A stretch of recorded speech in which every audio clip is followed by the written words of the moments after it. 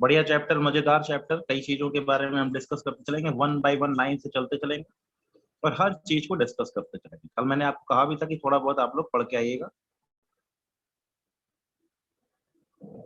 Distance, displacement, kinematics. सबसे पहली बात करता है रेस्ट एंड मोशन की।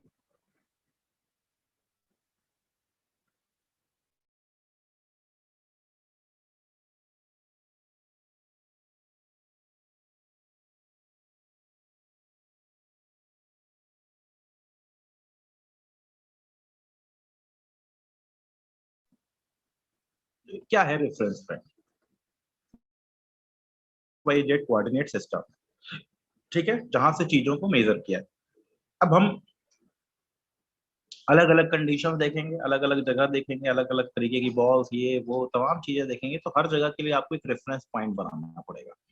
रेफरेंस पॉइंट बनाइए, रेफरेंस फ्रेम बोलिए, बात एक ही है। फ्रेम मतलब जिस जगह से चीजों को ऑब्जर्व किया जाएगा। कैसे फ्रेम्स होंगे वो आगे डिस्कशन में आएंगे कि नॉन इनर्शियल, इनर्शियल फ्रेम्स भी होते हैं, लेकिन रेफरेंस फ्रेम क्या कहलाता है? A set of coordinate system, a set of coordinate axes attached at one point is known as reference frame। तो रेफरेंस फ्रेम हुआ क्या? रेफरेंस फ्रेम कुछ नहीं है, जहां से चीजों को ऑब्जर्व किया जाएगा। ओरिजिन बोल दीजिए एक तरीके से, ओरिजिन को कहा गया। ये अब तो ठीक है बेटे, अब तो मेरे ख्याल से सिग्नल में कोई, अब तो मेरे वीडियो में कोई इशू तो नहीं है ना बच्चों? वीडियो क्लियर है मेरा? वीडियो क्लियर नहीं आ रही है?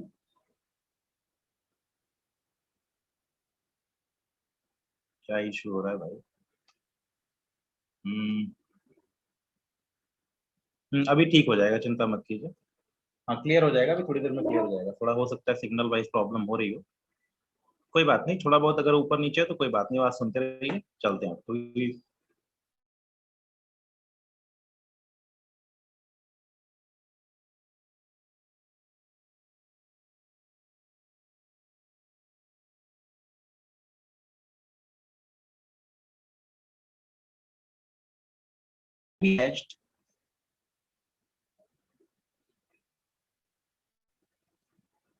टू ग्राउंड और एनी अदर ऑब्जेक्ट, जिसके रिस्पेक्ट में बात करनी है तो उसके रिस्पेक्ट में बात की जाए, ठीक है। अब कोई मुझसे कोई क्वेश्चन पुट अप करे, मुझसे कोई कहे कि व्हाट इज रेफरेंस फ्रेम, तो रेफरेंस फ्रेम कुछ भी नहीं है। रेफरेंस फ्रेम सिंपलेस्ट कंडीशन में अगर बात की जाए तो क्या चीज है? एक्स वाई जेड का कोऑर्डिनेट सिस्टम है जो किसी चीज से अटैच कर दिया गया। It can be car, it can be ground, it can be balloon, it can be truck, it can be anything. जहां से चीजों को ऑब्जर्व किया जाएगा उसको रेफरेंस फ्रेम माना जाएगा। तो हमको बेसिकली कहीं ना कहीं एक कोऑर्डिनेट सिस्टम मानना पड़ेगा, उसके हिसाब से पोजीशन वगैरह। जनरली ओरिजिन, इनिशियल पॉइंट को ही ओरिजिन मान लेते हैं इनिशियली, जनरली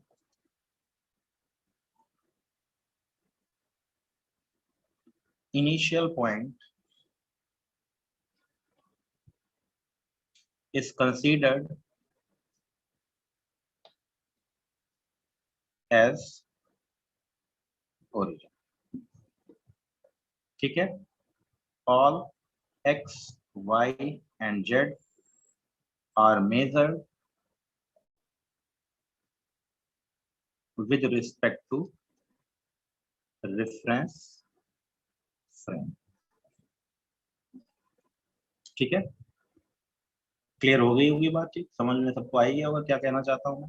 मतलब किसी एक जगह के हिसाब से आपको सारे के सारे पोजीशंस वगैरह को मार्क आउट करके चलना है। रेस्ट एंड मोशन की बात करें, position of any object is RT if RT is constant, particle is at rest. If RT variable बदल रहा है, पोजीशन उसकी बॉडी इन मोशन। किसी पार्टिकल की पोजीशन अगर समय के साथ चेंज होती रहती है, पोजीशन मतलब वो अपनी जगह चेंज कर देता है, तो कहा जाता है कि वो मोशन में है। अदरवाइज अगर वो रेस्ट पे है, और किसके रिस्पेक्ट में, with respect to reference frame, ये बोला जाता है with respect to WRT reference frame. हो सकता है अब जैसे एक ट्रेन के अंदर एक बच्चा चल रहा है या बैठा हुआ है, एक ट्रेन के अंदर एक बच्चा बैठा हुआ है, वो रेस्ट पे है कि मोशन पे? एक ट्रेन चल रही है, उस ट्रेन के ऊपर एक बच्चा बैठा हुआ है, वो रेस्ट पे है कि मोशन में? मेरा क्वेश्चन ये है, इज इट एट रेस्ट और मोशन? फिर वही बात उठ करके आती है, it is dependent upon the reference frame. A person who is observing from the ground, it is in motion. If a observer which is in the train itself, according to it, it is in rest. तो reference frame important हो जाता है। अभी तो हम लोग सब कुछ ग्राउंड के रिस्पेक्ट में, nothing is given, take as a ground reference frame. ठीक है, यस एग्जैक्टली। तो मोशन और रेस्ट रेफरेंस फ्रेम पे। अच्छा, हम में से कोई रेस्ट पे है? कोई भी हम में से कभी भी रेस्ट पे नहीं रहा, और इनफैक्ट हम एक ही जगह पे दोबारा कभी नहीं होते। अर्थ घूम रही होती है, अर्थ सन के चक्कर लगा रही होती है, सन गैलेक्सी में घूम रहा होता है, गैलेक्सी आगे बढ़ रही होती है, गैलेक्सी भी घूम रही होती है। तो हम एक पर्टिकुलर पोजीशन पे जिंदगी में दोबारा कभी नहीं आते। इनफैक्ट अर्थ भी अपनी पोजीशन पे कभी भी दोबारा उस लोकेशन पे कभी नहीं पहुंची। ठीक, लेकिन हमको चूंकि रिलेटिवली बात करनी होती है, इसीलिए हम विद रिस्पेक्ट टू ग्राउंड बात कर लेते हैं। तो जनरली कुछ भी ना दिया हुआ हो तो किसके रिस्पेक्ट में बात करनी होती है? If anything is not given, just consider as a reference point as a ground. Clear होगी बात? तो कोई बॉडी मोशन में है कि रेस्ट में है, उसके बारे में बताएगा उसका समय के साथ। If position with respect to reference frame changes with time,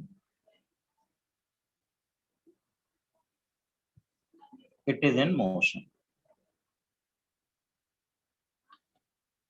ठीक है, तो पार्टिकल मोशन में है कि रेस्ट पे है, ये हमको कौन बताएगा? ये हमको बताएगा कि उसकी पोजीशन समय के साथ चेंज हो रही है कि नहीं। अगर पोजीशन समय के साथ नहीं चेंज हो रही, कांस्टेंट जीरो नहीं, डिस्प्लेसमेंट जीरो होगा, लेकिन पोजीशन समय के साथ एक ही जगह मेंटेन्ड है, एक ही लोकेशन पे बैठा हुआ है, एक ही लोकेशन पे मेरे हिसाब से चल नहीं रहा है, तो वो रेस्ट पे है। और अगर मेरे हिसाब से उसकी लोकेशन बदल रही है, then it is in motion. ठीक, डिस्टेंस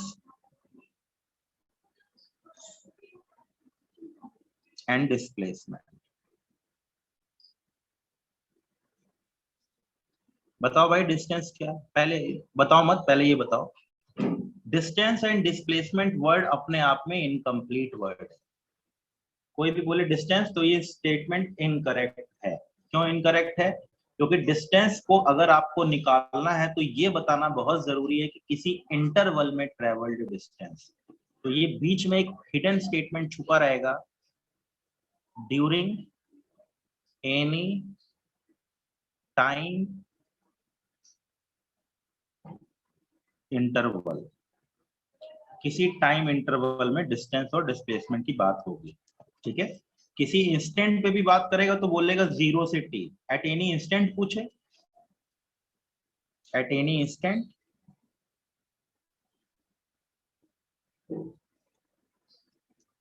ये डेल्टा t इंटरवल होगा।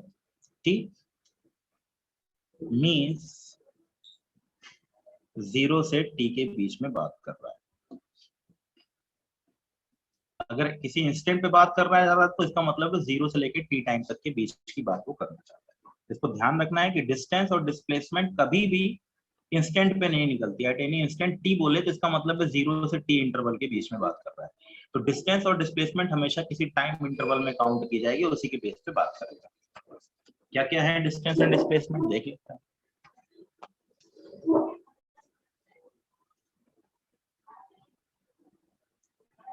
During any time interval,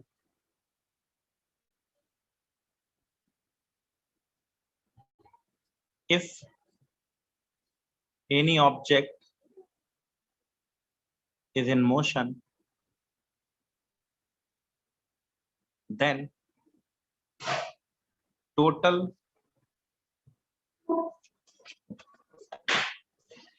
distance and displacement. Distance और डिस्प्लेसमेंट हमेशा किसी इंटरवल में पूछी जाएगी, कभी भी किसी इंस्टेंट पूछने का कोई सवाल ही नहीं पैदा होता, हमेशा आएगी कि इंटरवल में। एट एनी इंस्टेंट, टी का मतलब भी होगा तो 0 से लेकर के टी इंटरवल की बात करें। During any time interval if any object is in motion then total path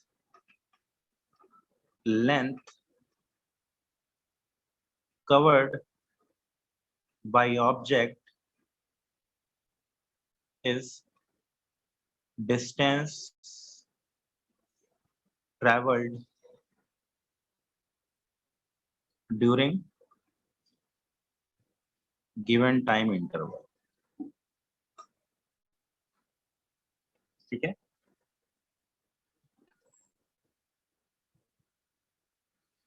distance है, this is scalar quantity,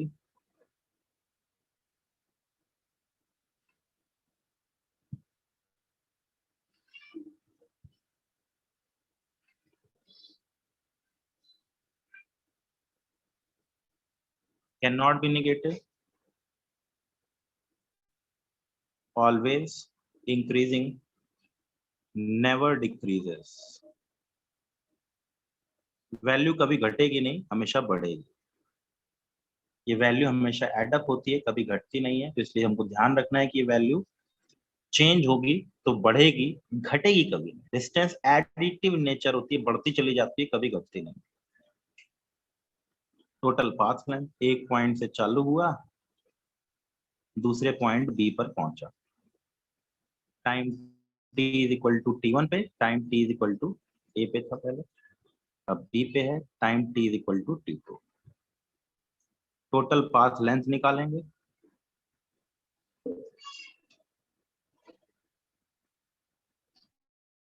s नाम देंगे इसको, लेंथ ऑफ पाथ।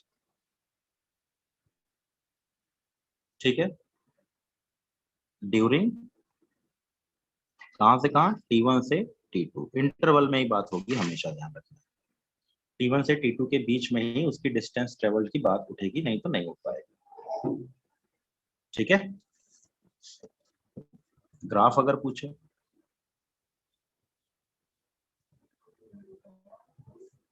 कौन सा ग्राफ सही है, कौन सा ग्राफ गलत है?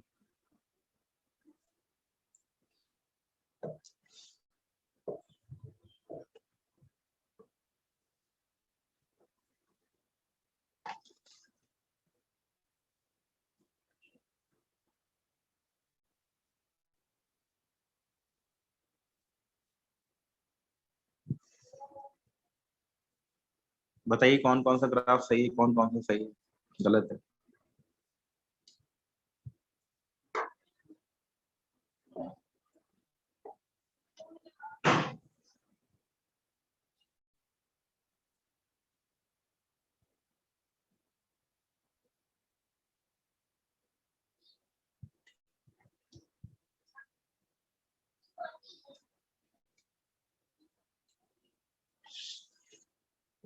All are wrong.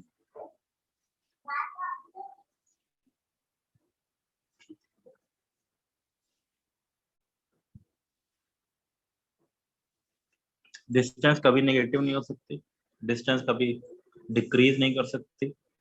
यहाँ क्या हो रहा है, टाइम पहले बढ़ रहा है फिर घट रहा है, टाइम भी कभी घट नहीं सकता।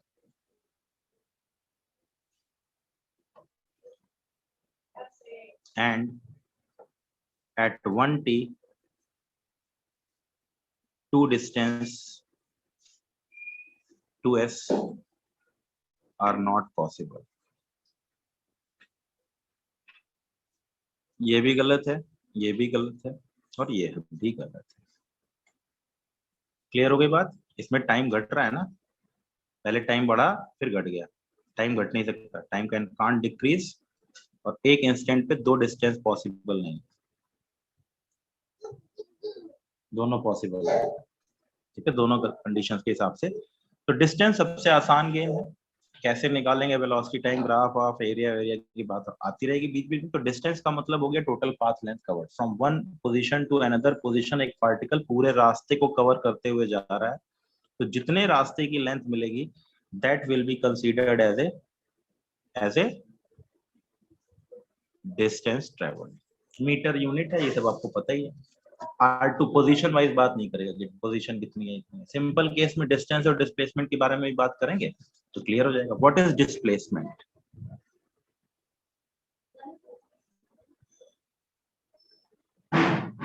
What is displacement? बताओ भाई कोई, सब लोग अपनी अपनी डिस्प्लेसमेंट की परिभाषा बताइए। What is displacement? क्या है डिस्प्लेसमेंट? हमने पढ़ तो लिया ये डिस्प्लेसमेंट वेक्टर। तो डिस्प्लेसमेंट क्या है? Shortest distance. भूल जाइए, डिस्टेंस वर्ड यूज करके कृतिका गलत यूज कर लिया। शॉर्टेस्ट पाथ, ये भी स्टेटमेंट करेक्ट नहीं है।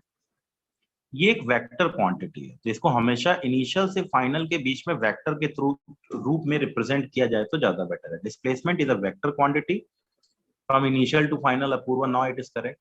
Shortest path length from initial to final, ये ज्यादा करेक्ट स्टेटमेंट है।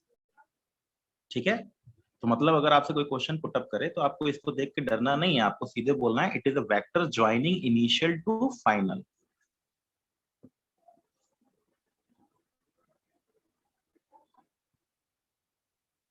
During any interval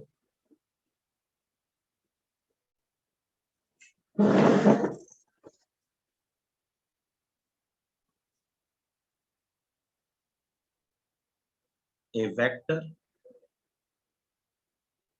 joining initial to final point is displacement, or shortest path between initial and final from direction from initial to final. This is the displacement.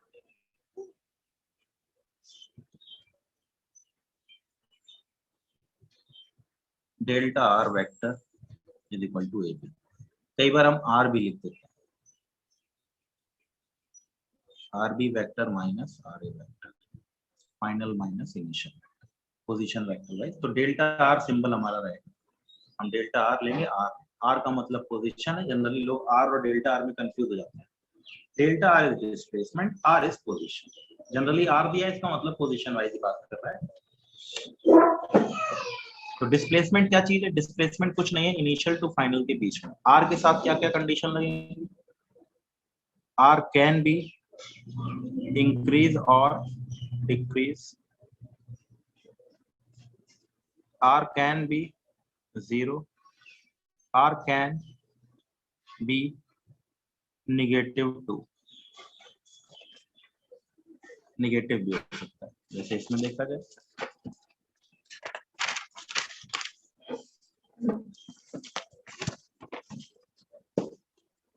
तीन case हैं।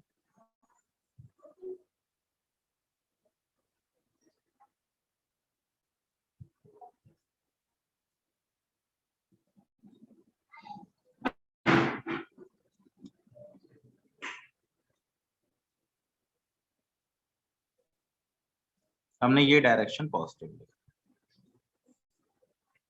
R positive, T बराबर T1, T बराबर T2, interval की बात कर रहा है। इस केस में R की वैल्यू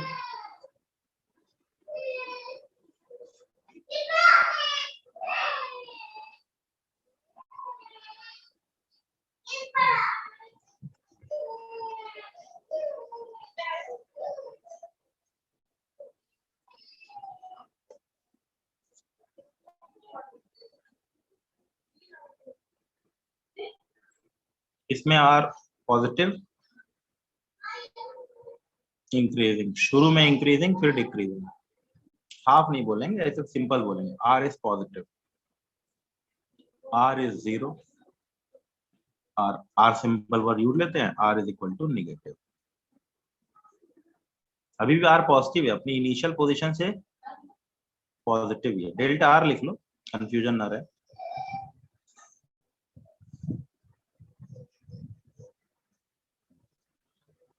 ठीक है, पॉजिटिव, इसमें भी पॉजिटिव ही है, अभी भी प्लस में ही बना हुआ है, अभी जीरो हो गया, अब वापस जब आया तो नेगेटिव हो गया। ठीक है, बाकी पोजीशन वाइज बात करनी ही है। ग्राफ कौन कौन सा सही है?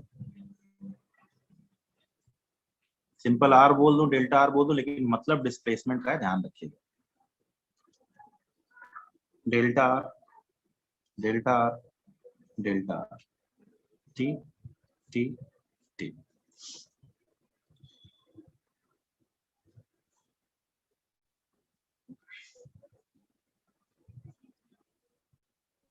कौन सा ग्राफ पॉसिबल है फर्स्ट, सेकंड और थर्ड में, बताइए।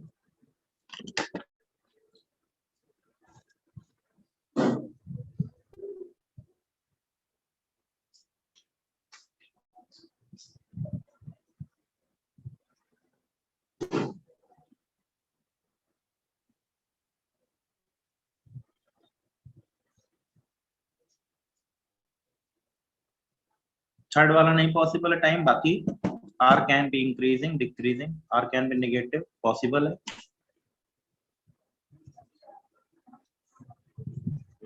नोट कीजिए, डेल्टा आर का magnitude, magnitude of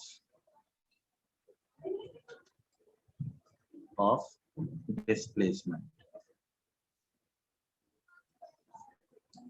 delta r का मैग्नीट्यूड एस के बराबर होगा फर्स्ट, डेल्टा आर का मैग्नीट्यूड ग्रेटर देन एस होगा, डेल्टा आर का मैग्नीट्यूड लेस और इक्वल टू एस होगा।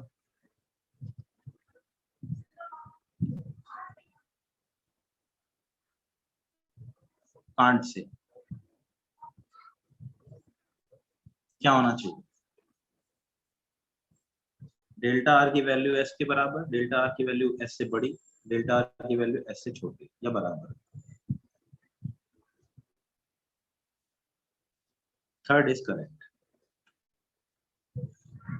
सबको समझ में आ रहा होगा क्यों? कांट से क्यों भाई? डिस्प्लेसमेंट हमेशा डिस्टेंस से कम ही रहेगा, बराबर या कम होने वाला है, बराबर या कम हो सकता है बस, बड़ा कभी नहीं हो सकता।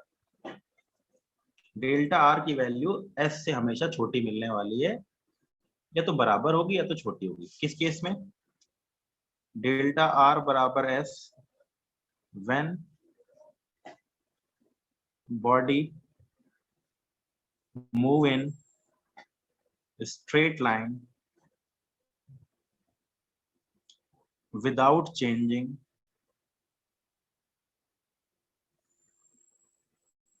its direction, अपनी डायरेक्शन चेंज ना करे, मतलब स्ट्रेट चली जा रही है, इस केस में डेल्टा आर की वैल्यू सिंपल एस होगी। लेकिन अगर उसने डायरेक्शन पलट दी तो delta r is not equal to S.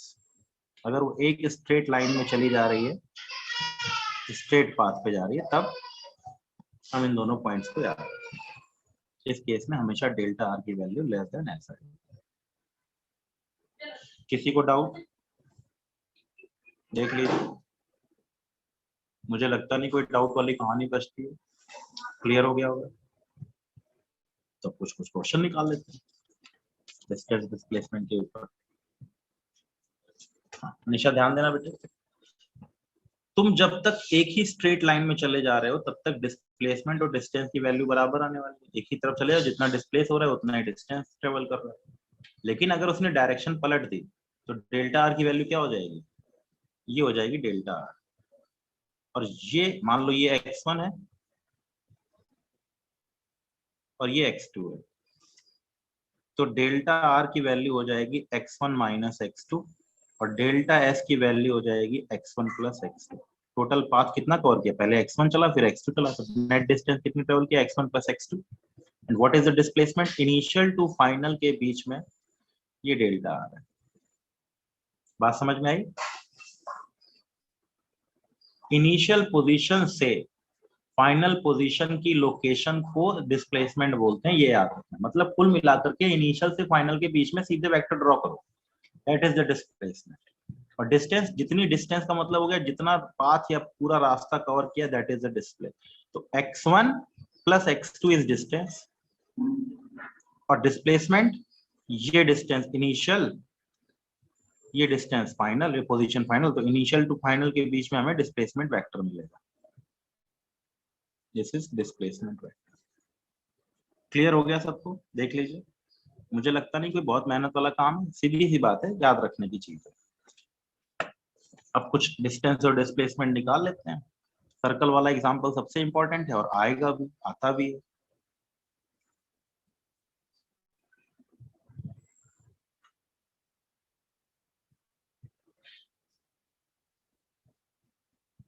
और जनरल पॉइंट P, ठीक है, ये एंगल थीटा है। पार्टिकल जा रहा है इधर, इस सर्कुलर पाथ में घूमते हुए जा रहा है।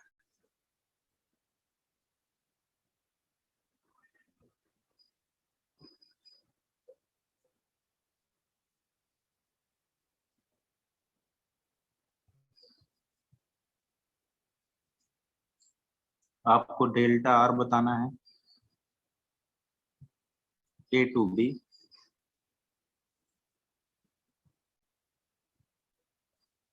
ए टू सी,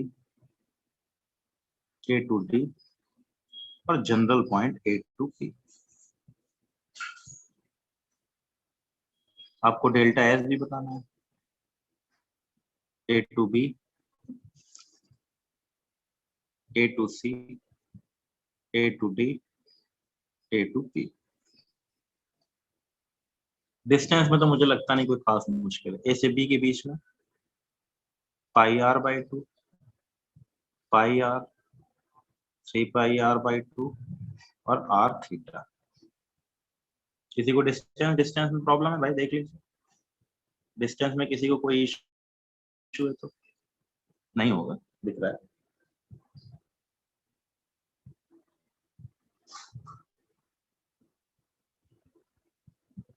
ठीक है,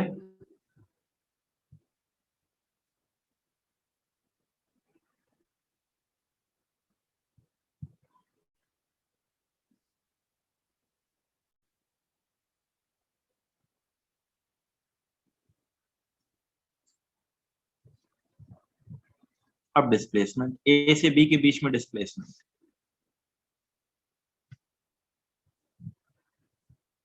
ए से बी के बीच में विद डायरेक्शन भी बताना पड़ता है। इसका नाम लिख दिया r A B.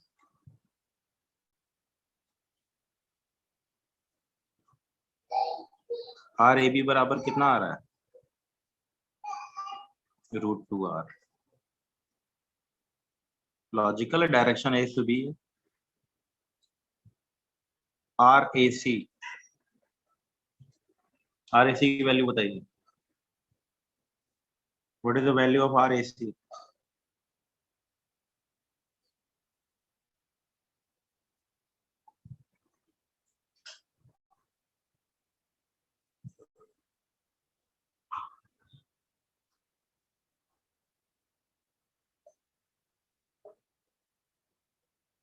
Yes, A to सी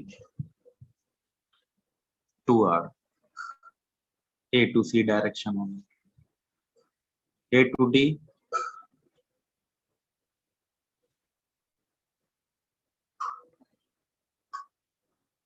किसी को डाउट है देख लीजिए,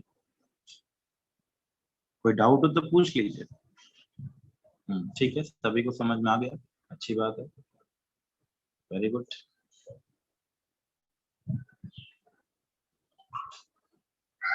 अब आप मुझे आर ए पी बता दें।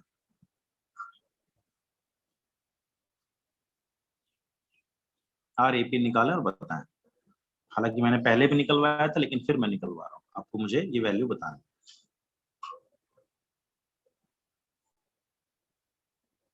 आर ए पी की वैल्यू एंगल थीटा दे रखा है,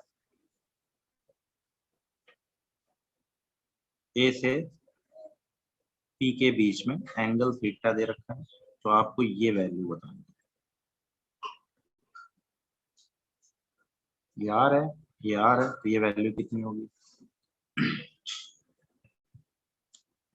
लॉजिक से करना चाहो तो बाइसेक्टर डाल दो, r sine theta by two, r sine theta by two, r sine theta by two.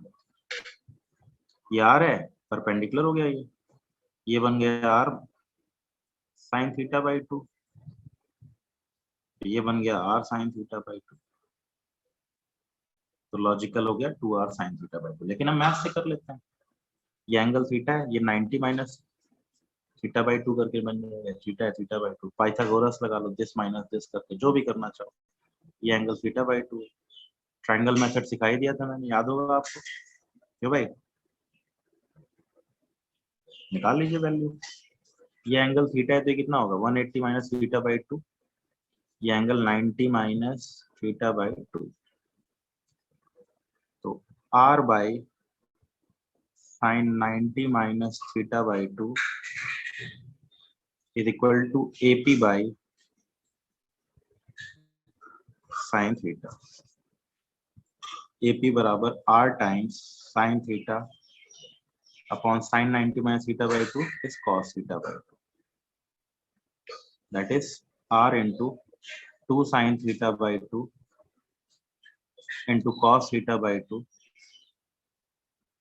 Upon cos theta by 2, it will become 2r sin theta by 2। देख लीजिए।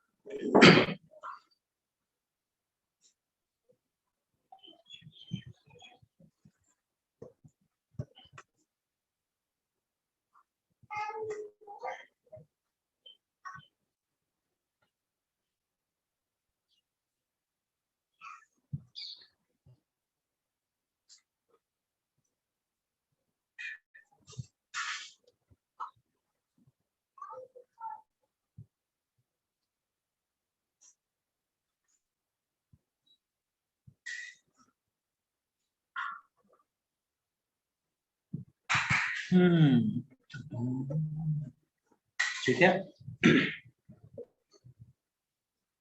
तो ये याद रखना है, आर एपी की वैल्यू हमेशा याद रखना है, यूजफुल है डायरेक्ट यूज करने के लिए सर्कुलर पाथ की वजह से।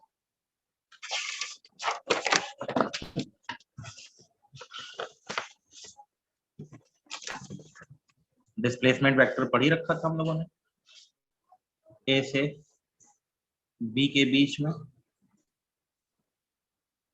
इनके नाम लिख लिए x1 y1 z1 x2 y2 z2। ये भी नाम नहीं लिखते हैं, x1 y1 z1 लिख लेते हैं। R A R B, are A B, are A B is equal to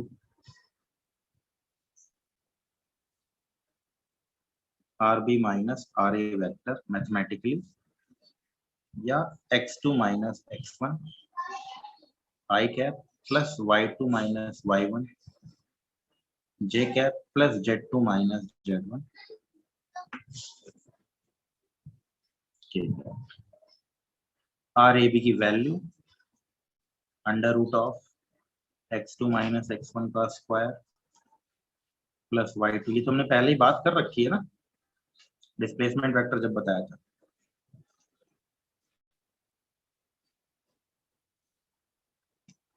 done, कहीं से कहीं पहुंच जाए, डिस्प्लेसमेंट निकालना मुश्किल नहीं।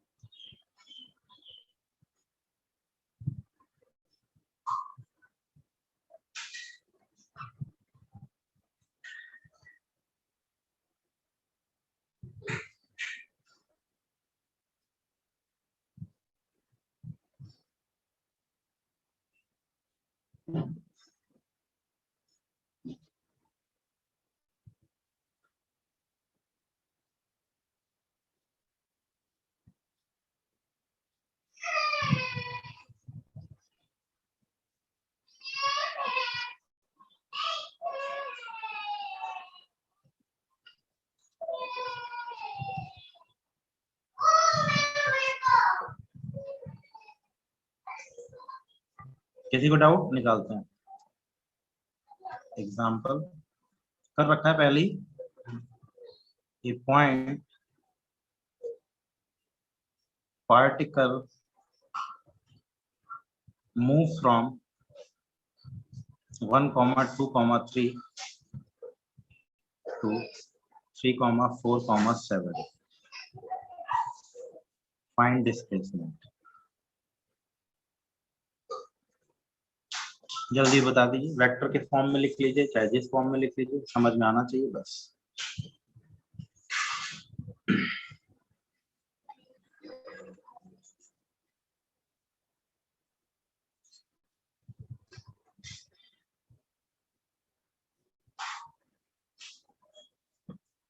बताइए क्या वैल्यू आएगी?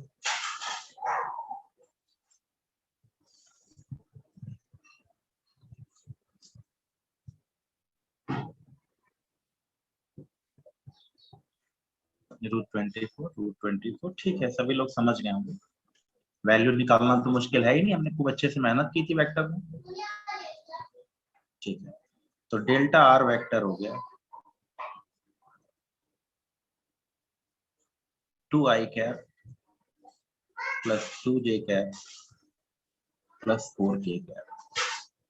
तो डेल्टा आर की वैल्यू हो गई √2 का स्क्वायर प्लस 2 का स्क्वायर प्लस 4 का square, that is √24 to √6। Clear हो गया सबको?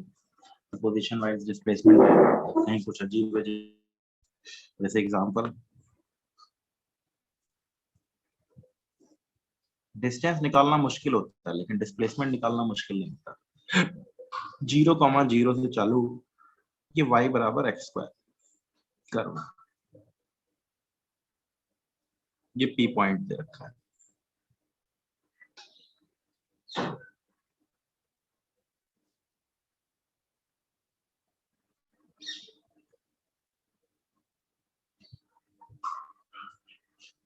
आपको डिस्प्लेसमेंट बताना है,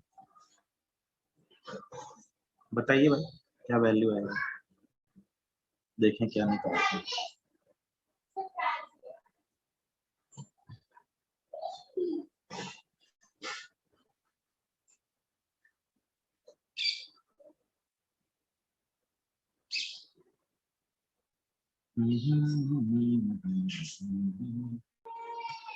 कर लो,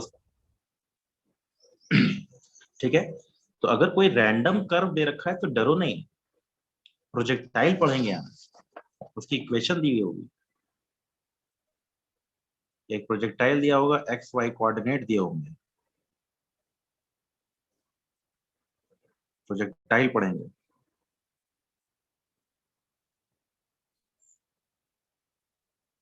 ये दूरी r होती है, रेंज, ये दूरी हाइट होती है, p point. Find displacement from O to P। कई बार पूछता है, हम जनरल पॉइंट पे भी निकालेंगे, चिंता की बात नहीं, हम निकालेंगे, उसको भी निकालेंगे, लेकिन अभी O to P के लिए क्या होना चाहिए? Delta R. बताओ भाई क्या होगा?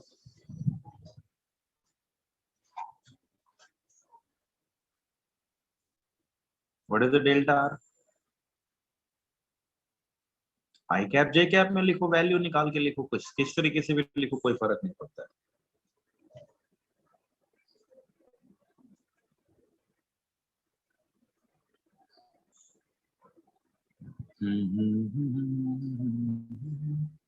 बताइए बताइए जल्दी बताइए।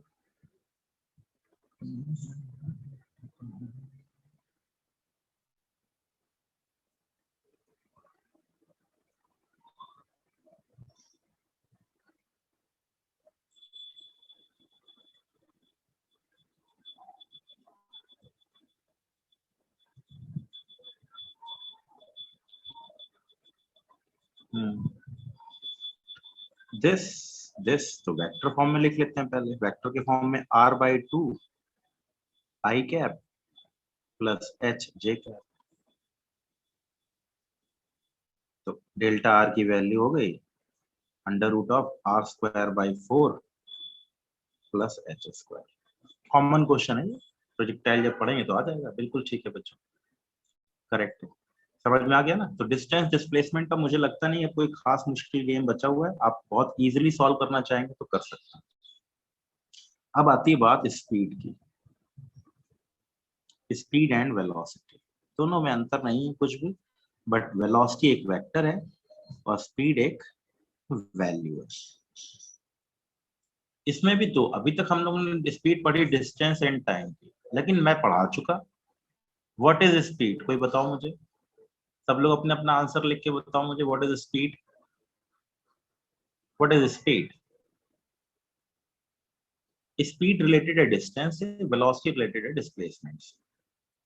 डिस्टेंस से डिस्प्लेसमेंट से, डिस्टेंस अपॉन टाइम। सुहानी गलत है बच्चों, इतना पढ़ाने के बाद अगर तुम मुझे ये आंसर दोगे तो मुझे नहीं नहीं गलत है बेटे, डालिया बिल्कुल गलत है। रेट ऑफ बोलना पड़ेगा ना, ds by dt। Rishita is correct. Rate of change of distance with respect to time, बिल्कुल। Distance travelled per unit time, Priya Rao गलत है बच्चे। ये डिस्टेंस अपॉन टाइम का फॉर्मूला जाओ भूल, ये नहीं होता है फॉर्मूला। तुम लोग जो लिख रहे हो वो गलत है। ये थोड़ा सा ध्यान रखने वाली चीज है कि हमें लगता है कि ऐसा कुछ है। यस यस यस, बिल्कुल ठीक है। तो पहले स्पीड की बात करते हैं। स्पीड दो होती है, इंस्टेंटेनियस स्पीड, स्पीड या स्पीड। सिंपल बोलो, इंस्टेंटेनियस स्पीड या स्पीड। कैसे डिफाइंड है? रेट ऑफ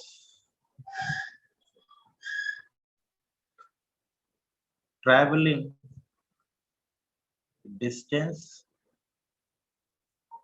या change in distance.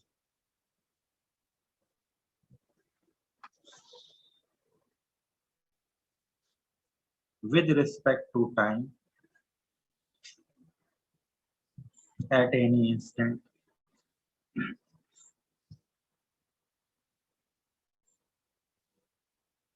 is defined as instantaneous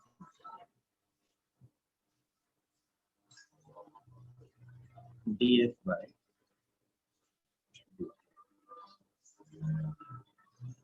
scalar speed at any instant।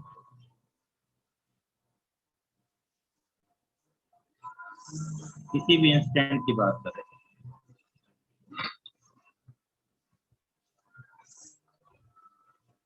देख लीजिए।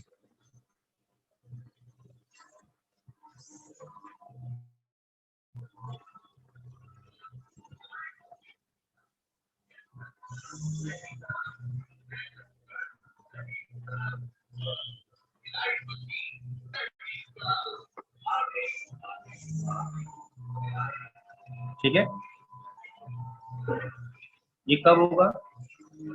एट एनी इंस्टेंट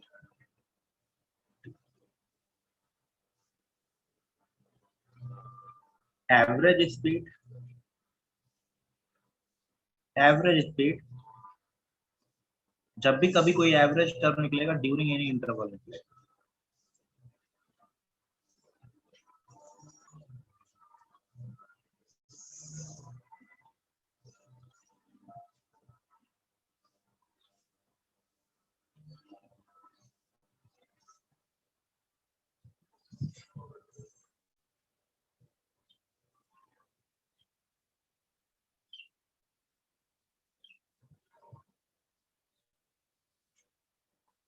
ये स्पीड आपने पढ़ रखी है।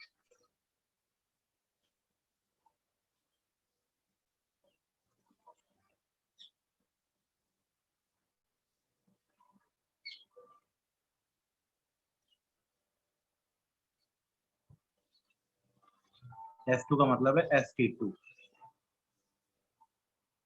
S1 का मतलब है ST1। ठीक है, याद रखिएगा, ये नहीं कि S1 S2 भी एवरेज।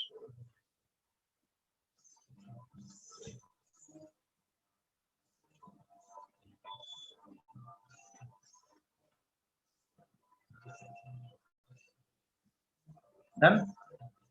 ग्राफ के तरीके से बात करें,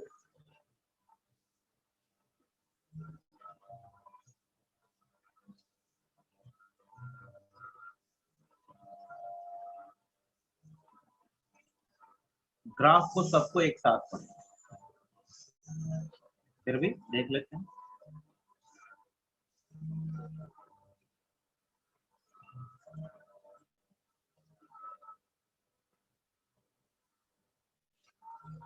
गलत बना दिया ग्राफ, हमेशा इंक्रीज होना चाहिए।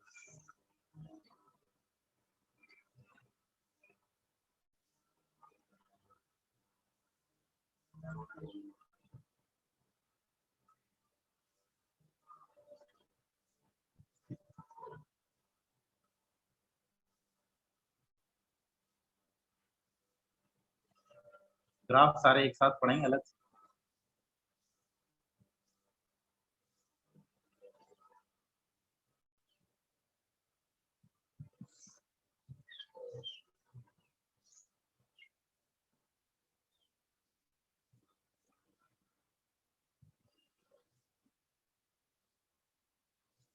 Slope of ST curve at any instant is speed at given instant।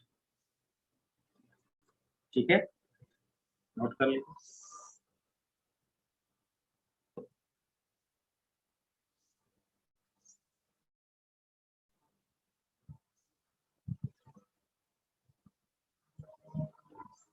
और एवरेज डिस्टेंस होगी, किसी इंस्टेंट पे बात करेगा टी पे, ये T1 से T2 के बीच।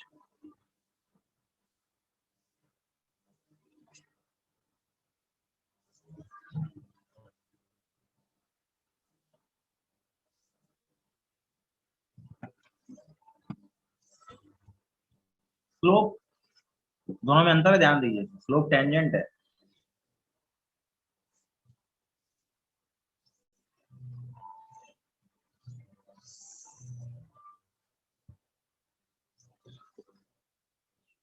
किसी को डाउट?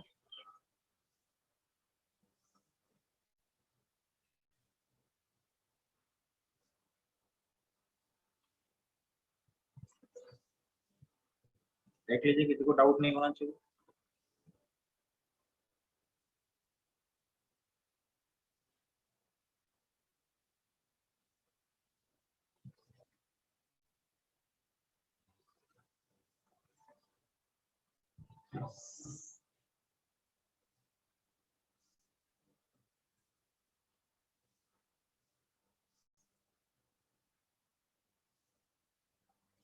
ठीक है, एसटी कर्व के अंदर स्लोप मुझे देने वाला है tan थीटा। tan थीटा की वैल्यू इंस्टेंटेनियस स्पीड होगी, और tan अल्फा इन्हीं भी दो पॉइंट्स के बीच में S1 S2, tan अल्फा की वैल्यू V एवरेज होगी। ठीक है,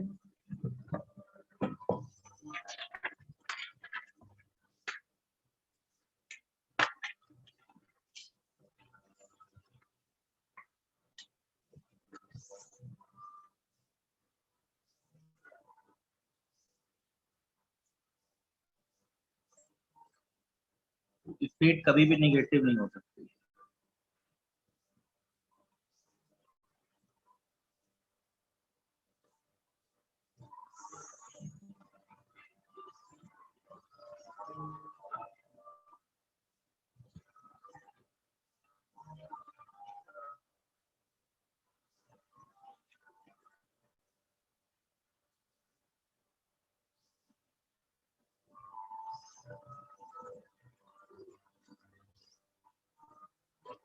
सिंपल 1D के लिए डिस्टेंस डिस्प्लेसमेंट एक ही होता है, इसलिए ध्यान रखना होता है।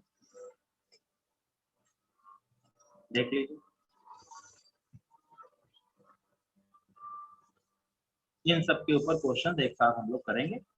अभी हमारा काम स्टेट डिस्टेंस डेफिनेशन वाइज चल। इंस्टेंटेनियस स्पीड किसी को डाउट? एवरेज स्पीड में किसी को डाउट? एवरेज स्पीड का मतलब है total distance upon total time.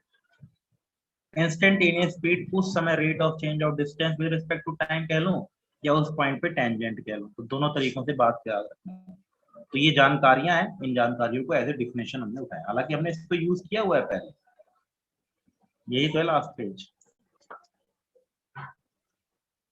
ये वाला देख लीजिए, इसको समझिए, अच्छे से समझेंगे तभी समझ में आएगा, नहीं तो फिर दिक्कत आती है।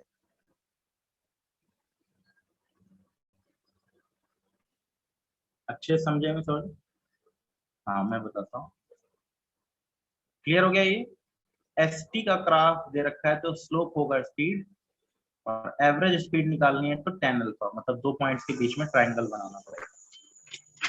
और अगर वीटी का ग्राफ दे रखा है, area under VT curve is equal to distance travel.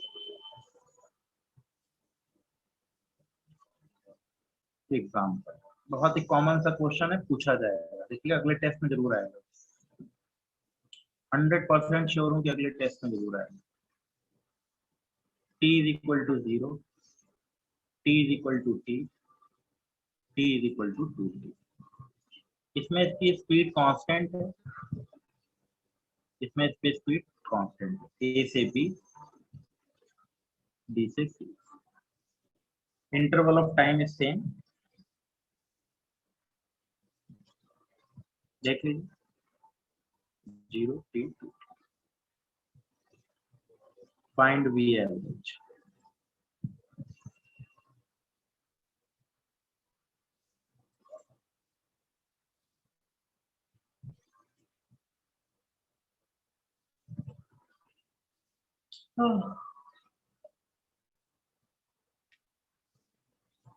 Total distance, average का मतलब टोटल डिस्टेंस,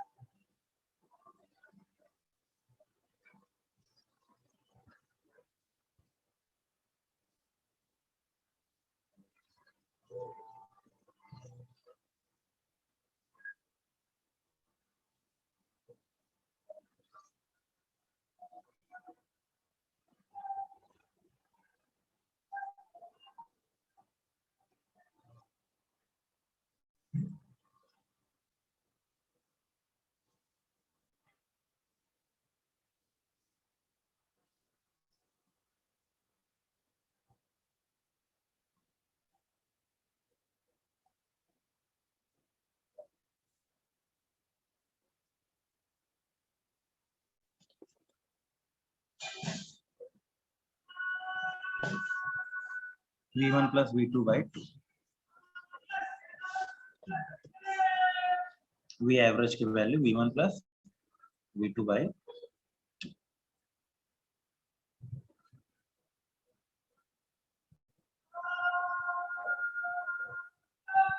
ठीक है।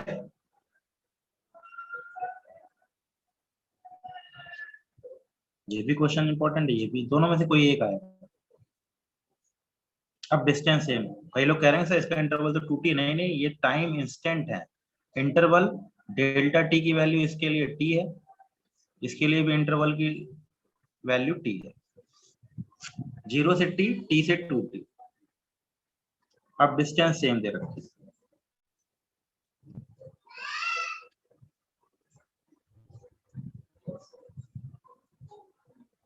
v एवरेज की value,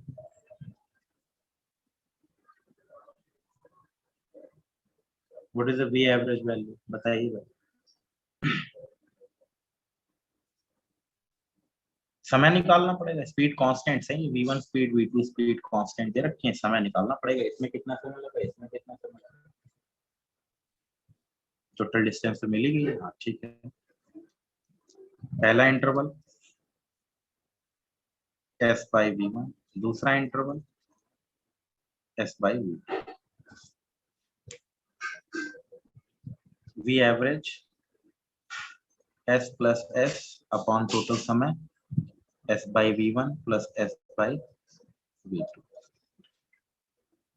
that is 2v1 v2 by v1 plus v2, देख लीजिए,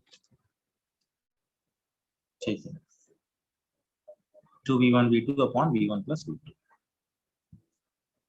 सेम क्वेश्चन है, सर्कल में पूछ ले तो डरो नहीं, वो स्ट्रेट में चले, डिस्टेंस टू डिस्टेंस है,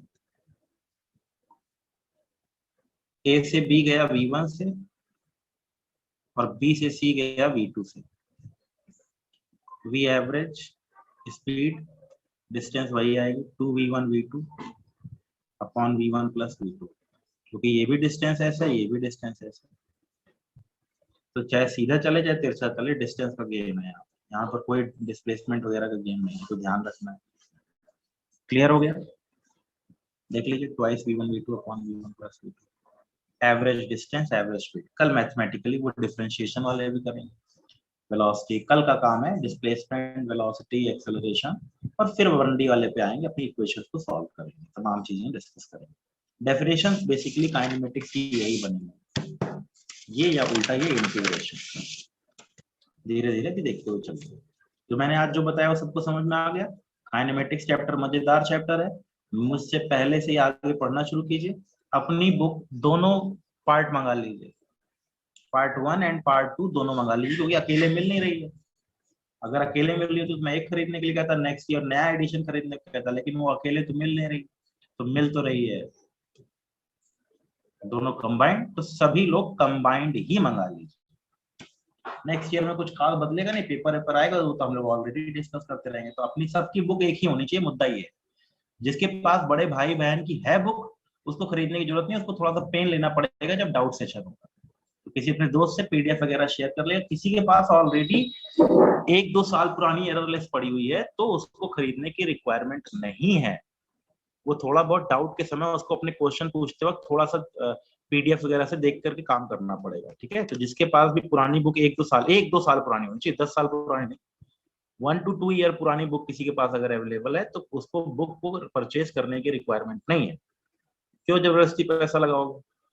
और जहां सस्ती मिले, सबसे सस्ती कहाँ मिल रही, 900 950 रुपए की मिल रही कहीं फ्लिपकार्ट वगैरह पे, है कि नहीं? फ्लिपकार्ट या अमेजन पे जहां सस्ती मिले वहां से ले लो। हाँ, ऐसी कोई टुच्ची पुच्ची साइट मत उठा लेना, रैंडम साइट कि पैसा भेज दो और पैसे आए भी नहीं। हाँ, अमेजोन पे रंजना बता रही है अमेजोन पे, तो बिल्कुल खरीद लीजिए। कल मैं देख रहा था, मैंने बच्चों को रिकमेंड किया, फिर फ्लिपकार्ट पे पहले अवेलेबल थी, फिर अवेलेबल भी खत्म हो गई, फटाफट सबने ऑर्डर कर देखा था। हाँ, अब शायद आ गई हो, देख लेना। कल थी वो, जैसे ही लोगों ने ऑर्डर किया, मेरे बच्चों ने ऑर्डर किया, फिर वो थोड़ी देर में मैंने देखा तो वो गायब हो गए, फिर शाम को उसने दिखाया कि हाँ अवेलेबल हो गए। तो अब आप लोग खरीद लीजिए, दोनों पार्ट खरीद लीजिए, कोई जरूरत नहीं पार्ट 1 पार्ट 2 का डिस्टर्ब होने की, दोनों पार्ट एक साथ खरीद लीजिए। वही गुलाबी वाली खरीद लीजिएगा, वही एररलेस है। एक और एनटीए वाली आती है, उसका कलर अलग है, वो मत खरीदिएगा। 2001 NTA NCERT errorless part 1 part 2 जो लिख करके आ रहा है वही खरीदनी है। अमेजन पे भी है, जो मैंने फोटो भेजी है उसी को, ठीक? बाकी कल इसके आगे डिस्कस करेंगे। थैंक यू वेरी मच आज के लिए।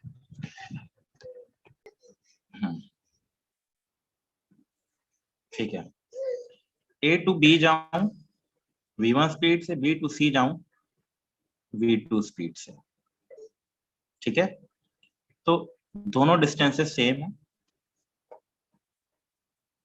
पहले वाले में इंटरवल सेम थे, दूसरे वाले में डिस्टेंसेस सेम है, समय निकालना पड़ेगा। t1 कितना लगा, s बाई v1, t2 कितना लगा, distance upon speed, s by v2, v average की value, total distance s plus s upon total time, s by v1 plus s by v2, that will becomes 2v1 v2 upon v1 plus v2। देख लीजिए v average की value निकल जाएगी, ठीक है? और जब दोनों इंटरवल सेम टाइम के हों, टी इंटरवल तो v1 स्पीड से v2 स्पीड से, तो डिस्टेंस s1 हो जाएगी v1t, s2 हो जाएगी v2t, total distance s1 plus s2 upon total time t plus t। Solve कर लेंगे, ये आ जाएगा v1 प्लस v2 बाई 2। अब वो स्ट्रेट में चले चाहे तिरछे में चले, बात एक ही आने वाली है, ठीक है? एग्जाम्पल देखते हैं, और करते हैं।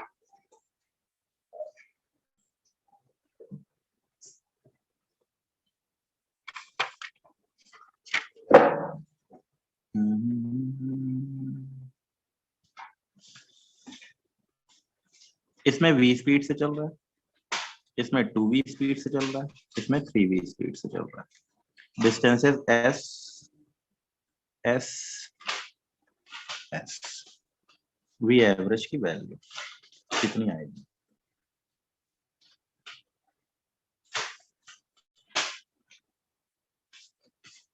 बताइए भाई।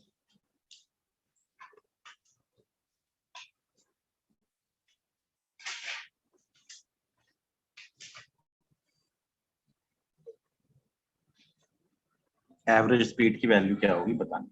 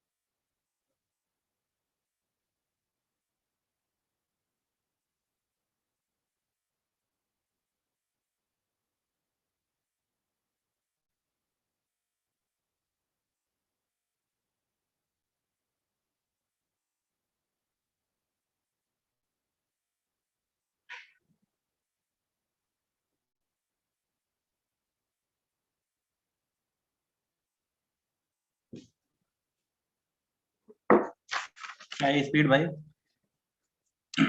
एवरेज स्पीड समय t1 की value s by v, t2 की value s by two v, t3 की value s by three v. ठीक है, देख लीजिए।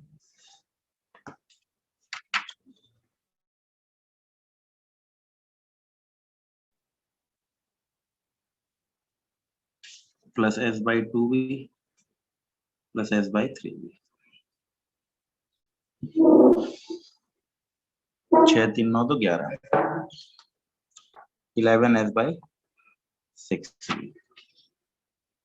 We average total distance 3s by 11s by 6v, that is 18v by 11। ऐसे distance दे रखा हो, कुछ और दे रखा हो तो भी घबराने की जरूरत नहीं, उसी हिसाब से आगे बढ़ना। ठीक है, एवरेज स्पीड वगैरह ग्राफिकल क्वेश्चन में दे रखा हो तो निकालने का तरीका है। अब आगे बढ़ते हैं। Example, s is equal to 3t square plus 2t plus 1, find v is equal to at t is equal to 2, v average from t is equal to 1 से t is equal to 2 निकालिए। Formula use करना है, उसके हिसाब से आगे बढ़ना है।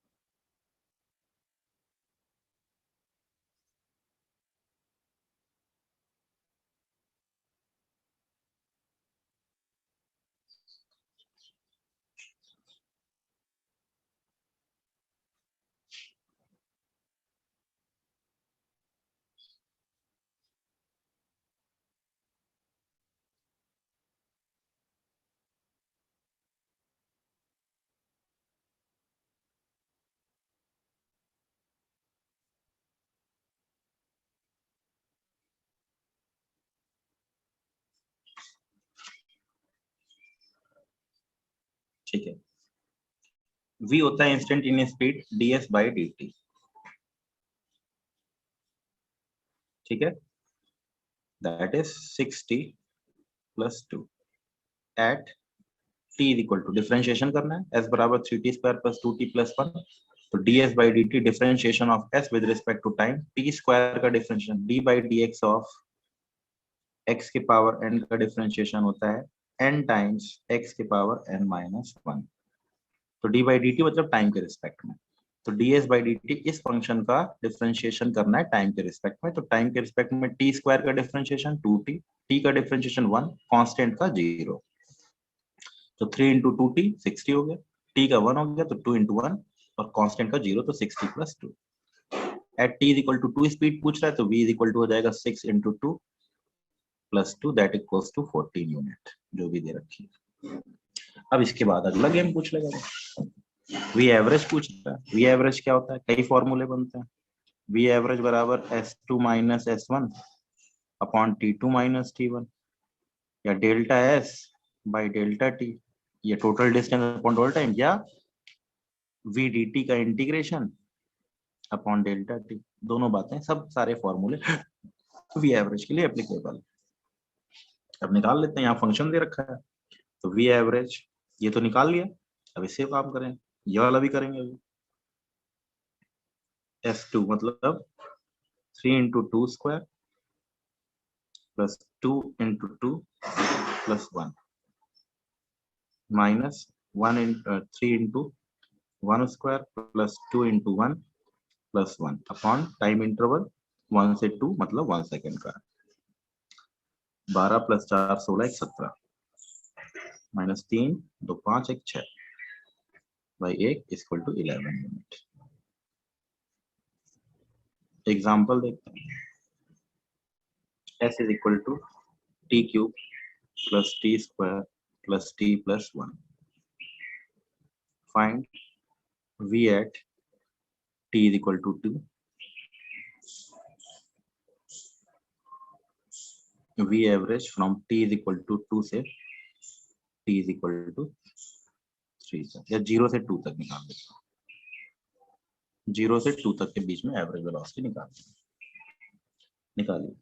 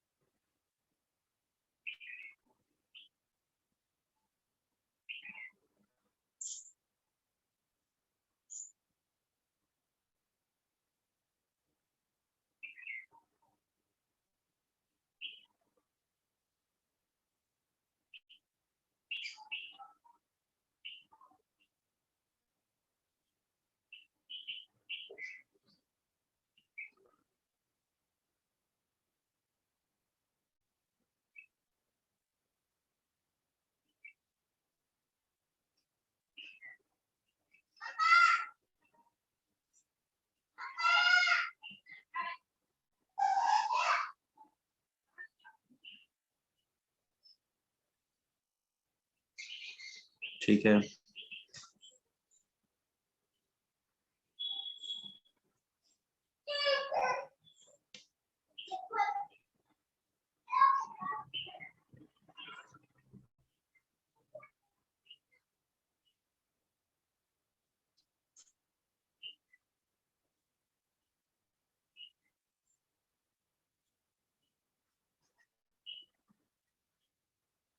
ठीक है,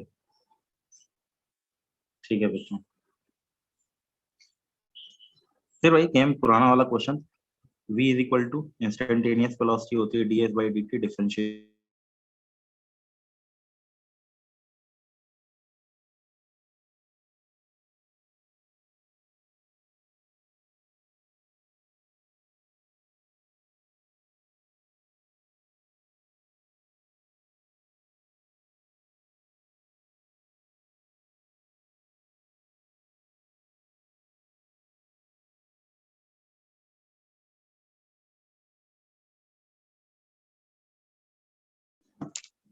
v average equal to s2 minus s1 upon 2 minus 1, ऐसा हमने निकाल ही लिया था, फंक्शन निकाल लिया, 3t square plus 2t, 3t square plus 2t, तो 3 इंटू 2 का square plus 2 into 2 upon 2 minus 1, 12 plus 4, ये भी 16 ही आ रही है।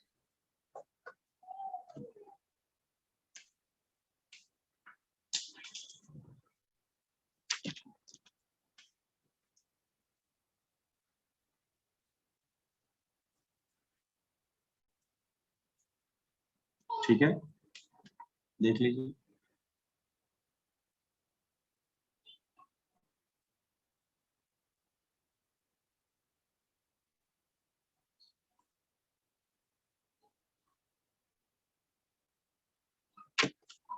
इसमें दिमाग लगाना पड़ता है कि इसको डायरेक्ट नहीं कर सकते।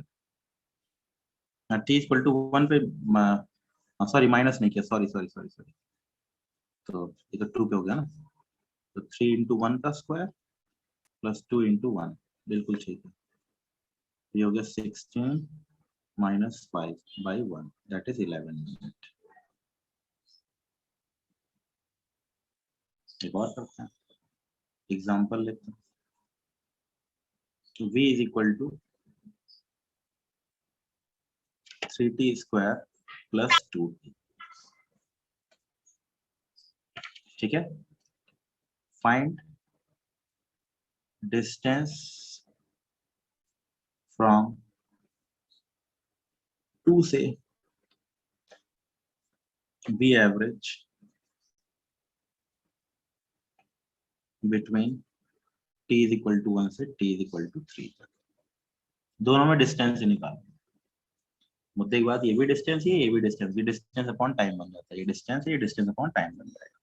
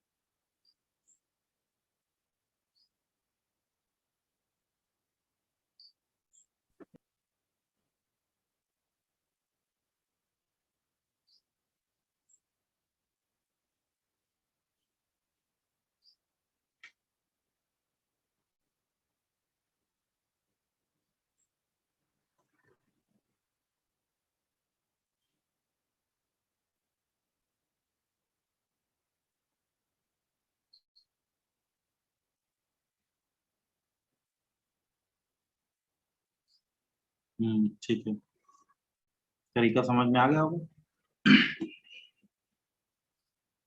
ds by d t is equal to 3t square plus 2t, integration का मेथड, तो ds बराबर 3t square plus 2t dt, दोनों साइड इंटीग्रेशन का साइन मारना, पहले फंक्शन बना लेते हैं। जीरो पे डिस्टेंस 0 थी, जब t टाइम हुआ तो डिस्टेंस s मान ली, तो ds का इंटीग्रेशन s, लिमिट लग गई 0 से s, 3t स्क्वायर मतलब t cube plus t square, limit लग गई 0 से t, तो s की वैल्यू आ गई t cube plus t square. अब निकालो डिस्टेंस। S2 बराबर 8 + 4 दैट इज 12, S4 बराबर 64 + 16 80, डिस्टेंस बिटवीन 2 से 4 80 - 12 दैट इज 68, V एवरेज 1 से 3 तो हो जाएगा S3 - S1 अपॉन 3 - 1, S3 की value 3 cube + 3 square -1 cube + 1 square by 2, 27, 27 9, 27 और 9 36, 36 - 2 चौथे गुण 2 दैट इज 17, 68 और एवरेज वेलोसिटी की वैल्यू 17।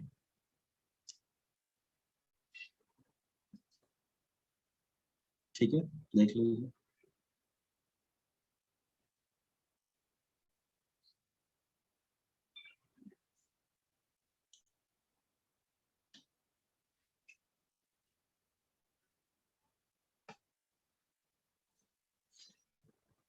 तो एवरेज वेलोसिटी फंक्शन से भी निकाल जा सकती है।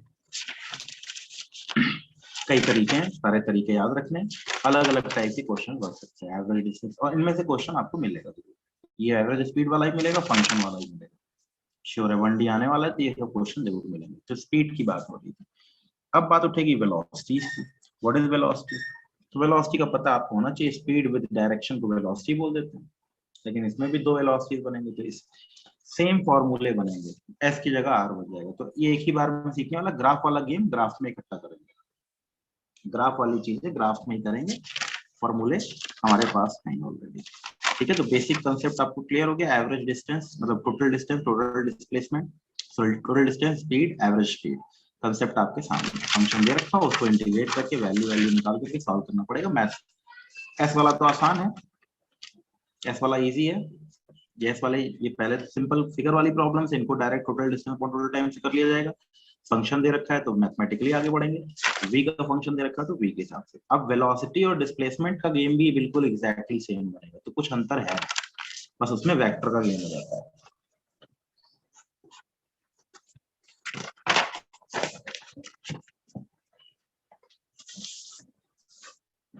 वेलोसिटी क्या है? Velocity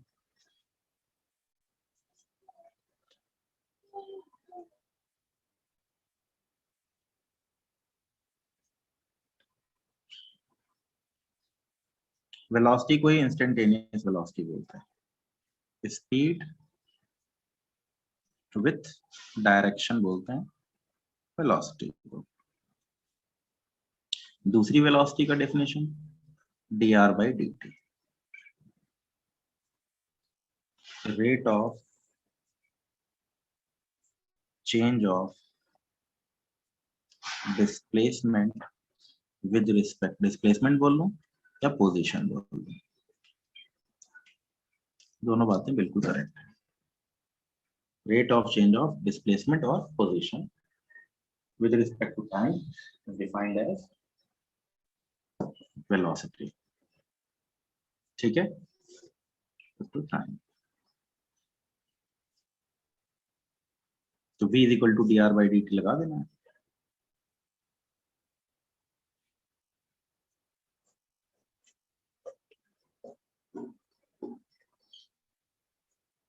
magnitude of velocity is speed, dr/dt का मैग्नीट्यूड ds/dt के बराबर होता है, but d of mod of r by dt is not equal to ds/dt, ये याद रखना।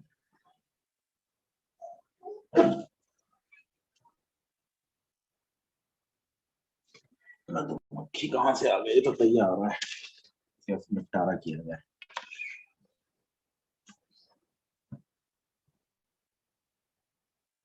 ठीक है,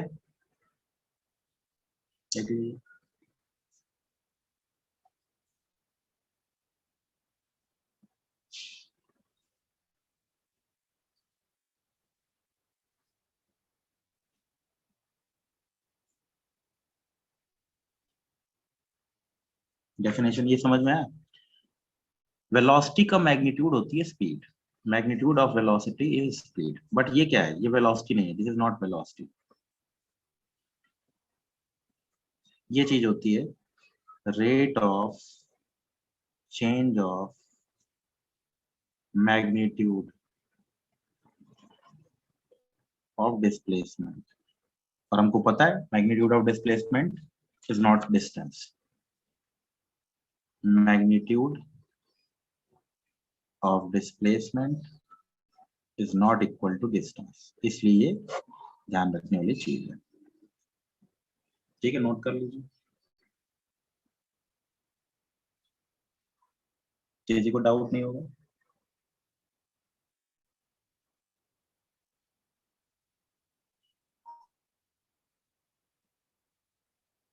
ठीक है, velocity, average velocity at any instant है ये।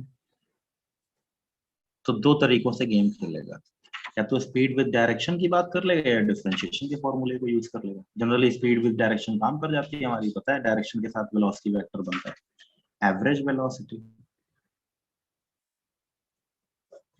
ड्यूरिंग एनी इंटरवल, तो भैया परेशान कर लीजिए।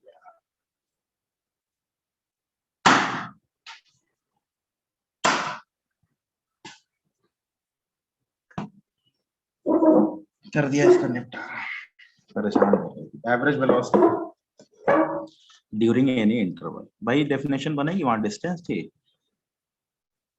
Any interval.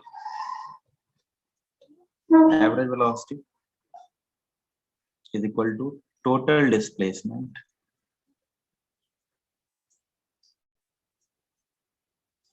upon total time. V average is equal to total displacement upon total time. Yeah, R2 vector minus R1 vector upon delta t. इसमें एक point याद रखना है, कैलकुलेट टाइम हमेशा निकालिए, time distance upon speed, time हमेशा distance upon speed से निकाला जाएगा, फिर एवरेज वेलोसिटी का गेम बनेगा, delta R by delta T करके निकाल लेंगे। ठीक है, या इसी का दूसरा फॉर्मूला भी बन जाएगा, आर डी टी का इंटीग्रेशन अपॉन डेल्टा टी, ये भी डेफिनेशन है। ठीक है, देख लीजिए।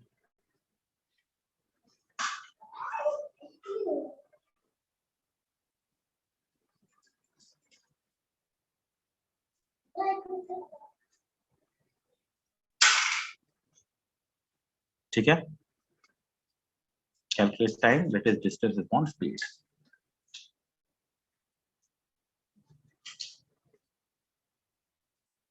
Average velocity याद कर रखिएगा, V average is not equal to V average, दोनों में अंतर है, ये एवरेज वेलोसिटी है, ये एवरेज स्पीड है, दोनों बराबर नहीं होती हैं, हो सकती है मे और मे नॉट भी, मे और may not be equal. Equal कब होगी? जब वन डायमेंशन में चलेगा, तो वी एवरेज की वैल्यू वी एवरेज के बराबर होगी, एवरेज वेलोसिटी की वैल्यू एवरेज स्पीड के बराबर हो जाएगी। कब होगी वो भी गेम याद रखना है आपको। ठीक है, कब होगी? जब एक ही लाइन में चलेगा, only in one, move in one direction. तो मुद्दे की बात क्या है, ये तो मैथमेटिकली चलेगा ही चलेगा, जो अभी हम लोगों ने किया था वही चीज ये भी है, इसमें थोड़ा दो तीन बातें ध्यान रखनी है, वेक्टर है, पोजीशन है, average velocity r2 minus r1, ये डिस्प्लेसमेंट है, total displacement upon total time के हिसाब से आपको ध्यान रखना है। सिंपल फंक्शन दे रखा है तो आर डी टी का इंटीग्रेशन अपॉन डेल्टा टी, इससे भी निकाल सकते हैं। देखते हैं कुछ क्वेश्चन करेंगे तो आइडिया लगेगा। एग्जाम्पल,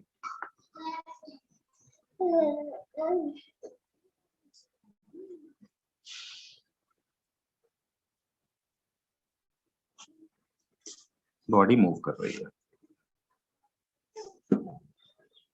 कांस्टेंट स्पीड से, स्पीड कांस्टेंट है बट वेलोसिटी कांस्टेंट नहीं है।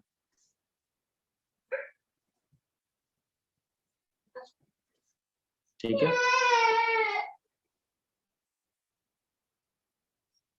वेक्टर लगाने का मतलब एवरेज वेलोसिटी पूछ रहा है बिटवीन फर्स्ट ए से B, second A to C, third A to D, fourth A to P, कोई भी जनरल पॉइंट होगा।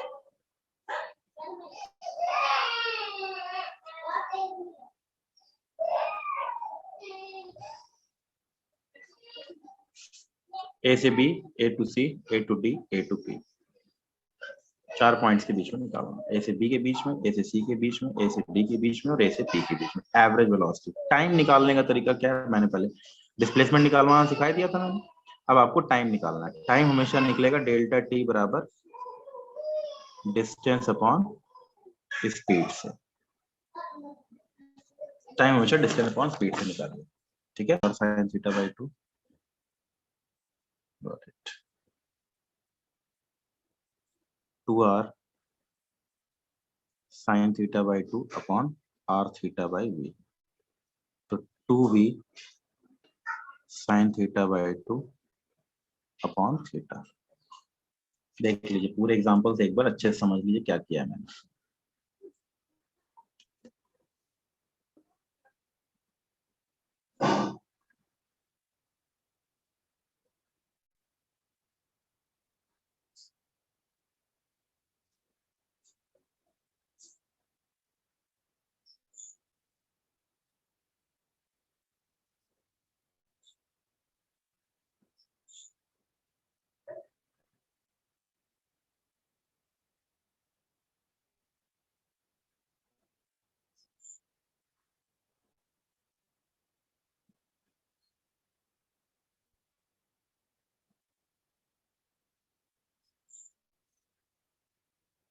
ठीक है, एवरेज वेलोसिटी का फॉर्मूला क्या था, total displacement upon total time.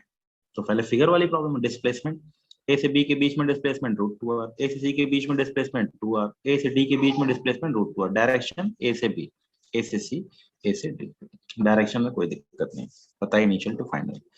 समय निकालने के लिए क्या करना पड़ेगा, डिस्टेंस अपॉन स्पीड से। तो यहाँ से यहाँ तक की distance pi r by 2, speed थी v, तो डेल्टा r है √2r डिस्प्लेसमेंट और डिस्प्लेसमेंट है ये टाइम इंटरवल है।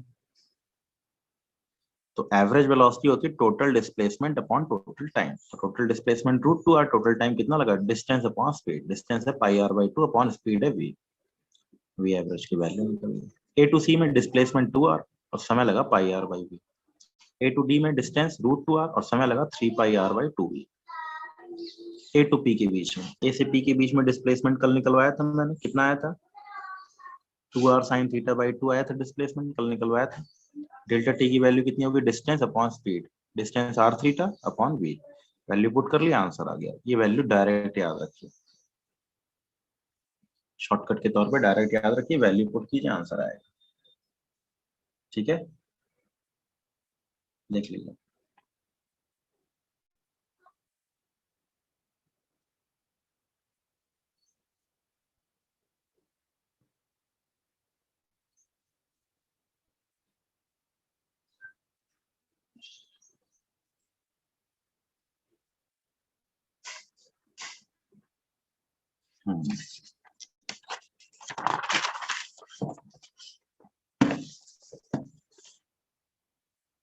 एग्जाम्पल, एक पार्टिकल ए पहले इधर चलता है, फिर इधर चलता है, फिर इधर चलता है।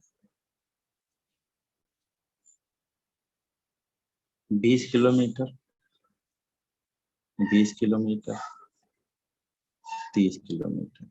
यहाँ स्पीड है v1 बराबर 10 किलोमीटर पर आवर, इसमें स्पीड है v2 बराबर 20 किलोमीटर पर आवर और इसमें स्पीड है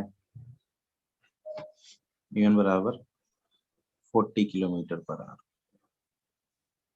फाइंड वी एवरेज, मुद्दा वही है, total displacement upon total time. निकालिए, ए से बी पर जाता है वो, कुछ उसने अपना मूवमेंट दिया है, उस हिसाब से आगे बढ़ रहा है।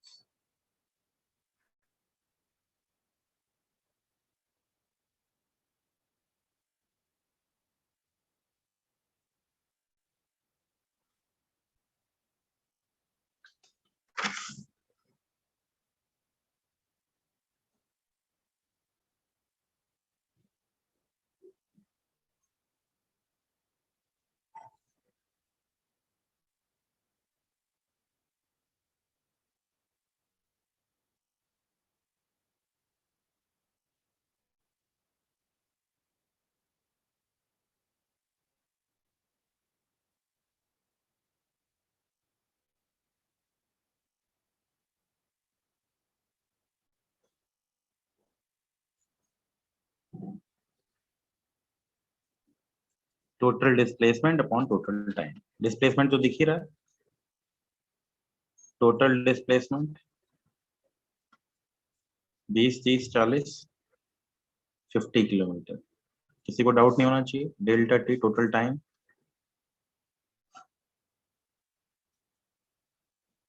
समय कितना लगा, इधर लगा 2 आवर प्लस हाफ 20, 1.5 आवर और प्लस 0.5 आवर, टोटल लगे 4 आवर्स। वी एवरेज की वैल्यू क्या आ गई, 50/4, that is 12.5 kilometre per hour, direction A to B. हमेशा डिस्प्लेसमेंट के अलाउ होती है डायरेक्शन, ध्यान रखना इसको, ठीक है। गौर कर लेते हैं।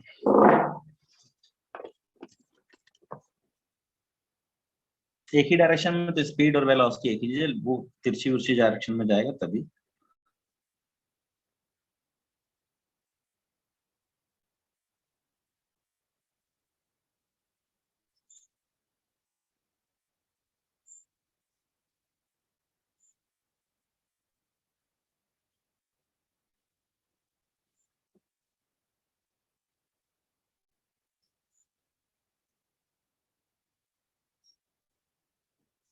इसमें स्पीड है v, इसमें स्पीड है 2v।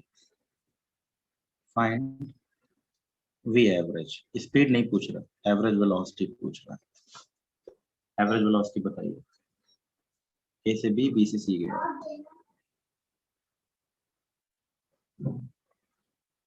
बताइए क्या डायरेक्शन है, क्या वेलोसिटी है।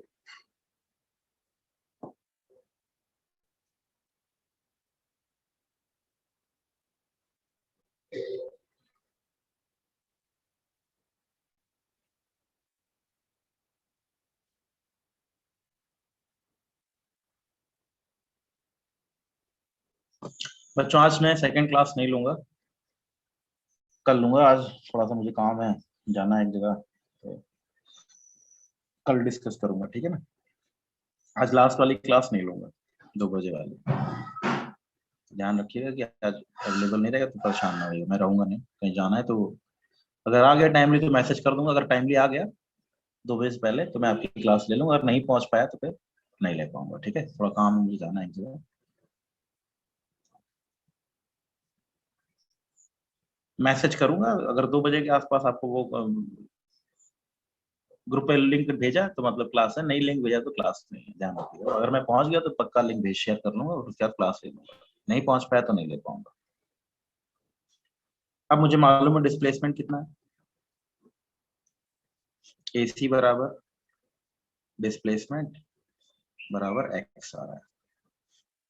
समय कितना लगा, x by v plus x by 2। V average की वैल्यू डिस्प्लेसमेंट अपॉन समय 3x by 2v। सॉल्व कर लिया, आंसर आ गया 2v/3। Average velocity, average speed 2v नहीं आएगी, एवरेज स्पीड आएगी कितनी 2v into v upon 2v plus v। Average speed भी उतनी आ रही है, ओह माय गॉड। नहीं, एवरेज स्पीड आएगी 4v/3। एवरेज स्पीड आएगी 4v/3। ठीक है, 2v/3 इसकी एवरेज वेलोसिटी आ गई, नोट कर लीजिए। अब फंक्शन दे दे, मान लीजिए कोई अगर फंक्शन दे रखा हो तो फिर अब फंक्शन भाई पुराना वाला गेम बन जाएगा, जल्दी जल्दी एक क्वेश्चन कर लेते हैं। तो वो v और r जैसे डिस्टेंस टाइम का था वैसे ही rt टाइम का भी होगा। तो इसमें फिगर वाला गेम याद रखना है, ये वाले फिगर से क्वेश्चन बन सकता है, इस वाले फिगर में क्वेश्चन बन सकता है, यहाँ से यहाँ के स्क्वायर वाला भी पूछ सकता है। एक example,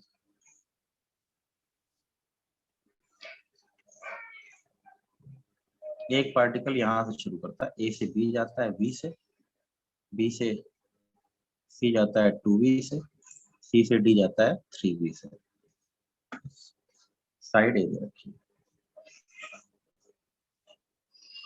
find v average from A to D. A से डी के बीच में एवरेज वेलोसिटी बताएं।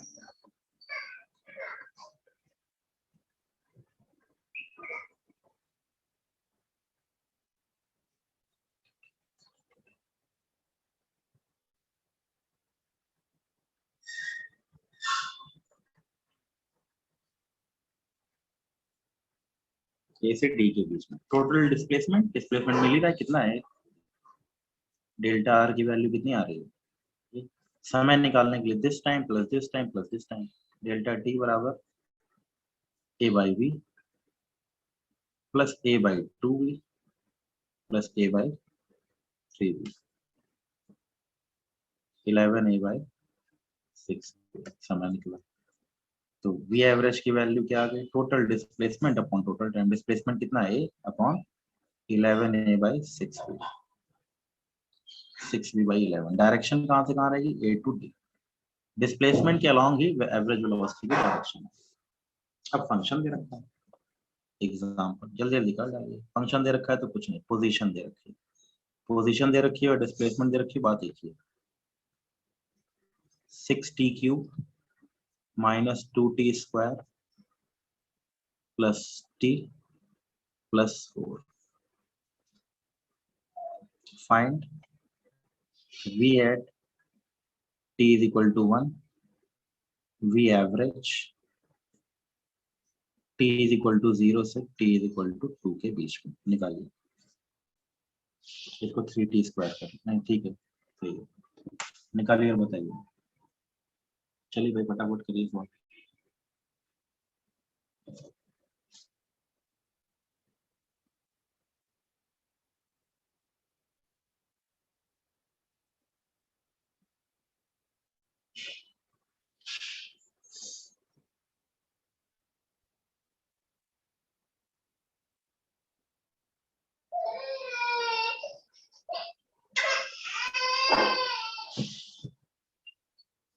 ग्राफ वाले सारे एक साथ करेंगे, इसलिए ग्राफ वाले क्वेश्चन अभी छेड़ने हैं, ग्राफ को सबको एक साथ।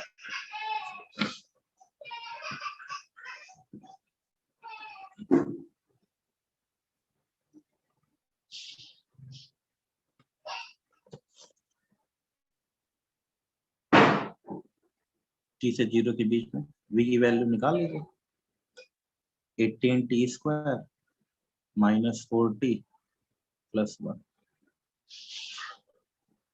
ठीक है, at t equal to 1 v की वैल्यू क्या आ जाएगी, 18 minus 4 plus 1, 15 unit. Average velocity r2 minus r0, r2 minus, वही पुराना गेम है, 2 माइनस 0, 2 दूनी 4 दूनी 8, 8 48, 48 minus 8 plus 2 plus 4 by 2, 46 by 2 that is 23। Average velocity आ रही 23, कब t इक्वल टू 2, 0 से 2 के बीच में। ठीक है, -4 आएगा।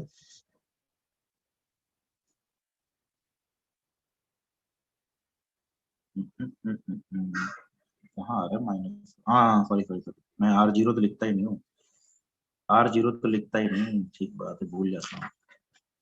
यहाँ लिखता हूँ 48 - 8 + 2 + 4 -4 -0 + 0 + 0 + 4। ये भूल गया था मैं, सॉरी। 2 - 0, तो ये हो गया 46 - 4 42/2, दैट इज 21 मिनट। ठीक है, आंसर इज 21। अच्छी बात है। एग्जाम्पल v = 3t² + 1 दे रखा है। फाइंड डिस्प्लेसमेंट t = 0 से t = 2, v एवरेज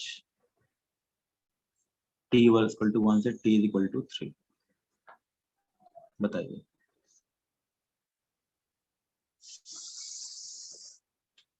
क्या नहीं आ रहा? 48 कहाँ नहीं 48 आ रहा? ठीक है, 2 दूनी 4 दूनी 8 6 48 पाएगा।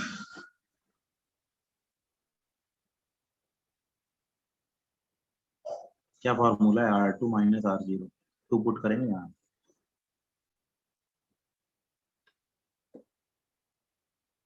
तुम v इनपुट कर रही हो क्या? फॉर्मूला गलत थोड़ी करोगे। v एवरेज का फॉर्मूला नहीं पता है क्या होता है? यही गड़बड़ी करते हैं लोग। 18 क्यों करोगे लल्लू लाल सुहानी? R2 - R0 करना है ना, तो R2 का फंक्शन तो ये दे रखा है।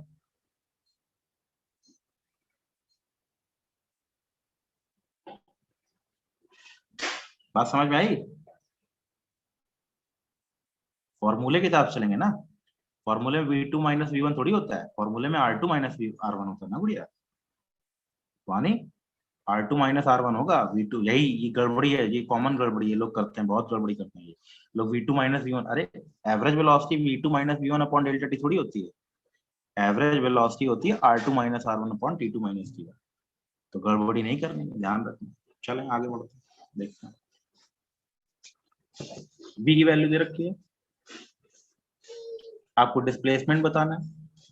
तो वही पुराना गेम है, अब dr/dt बन जाएगा। dr = dr/dt = 3t² + 1। That shows dr = 3t² + 1 dt। Integrate कर लिया 0 से t, 0 से r, वैल्यू पुट कर ली थी। आगे r बराबर, सॉल्व कर लेते हैं। r बराबर t³ / 3 + t, r आ गया ये।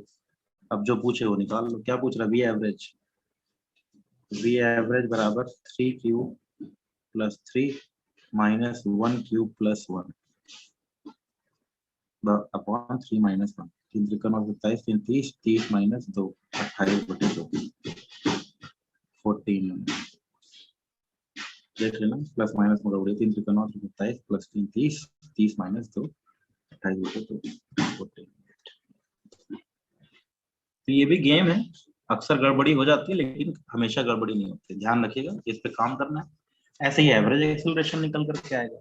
एवरेज एक्सेलरेशन की वैल्यू बिल्कुल एग्जैक्टली ऐसे ही निकल करके आएगा। What is the average acceleration? कुछ नहीं, एवरेज एक्सेलरेशन का मतलब होता है change in velocity upon change in delta T. Instantaneous acceleration, rate of change. तो डेफिनेशन देख लेते हैं, फिर सारे फॉर्मूले वैसे ही बनेंगे। ग्राफ ऑफ भी देख लेंगे, डेफिनेशन देख लेते हैं। कल न्यूमेरिकल इसके ऊपर डिस्कस कर लेंगे। अगर आ गया आज शाम, मतलब दोपहर में, तो मैं वो भी क्लास ले लूंगा। डिस्प्लेसमेंट 10 आ रही है, R3 - R1, 3 त्रिक 9 त्रिक 27। नहीं, डिस्प्लेसमेंट 10 कहाँ आ रही है? 0 से 2 के बीच में। 0 से 2 पुट कर दो, 2 मिनट। हाँ, डिस्प्लेसमेंट तो 10 आ रही है, पहली वाली तो 10 ही है, ये तो 10 आ रहा है। मैं एवरेज निकाल रहा हूँ, तो r की वैल्यू पुट कर देंगे, डिस्प्लेसमेंट की वैल्यू 10 आ जाएगी। हाँ ठीक है, पहला वाला 10 आंसर, दूसरा वाला 14 answer. Displacement is 10 and average velocity is 14। ठीक है, आगे बढ़े। एक्सेलरेशन भी ऐसे ही है। चलिए एक्सेलरेशन कल डिस्कस कर लेंगे, इसके ऊपर एक दो क्वेश्चन और कर लेते हैं पहले, कोई कंफ्यूजन ना क्रिएट हो। Example v is equal to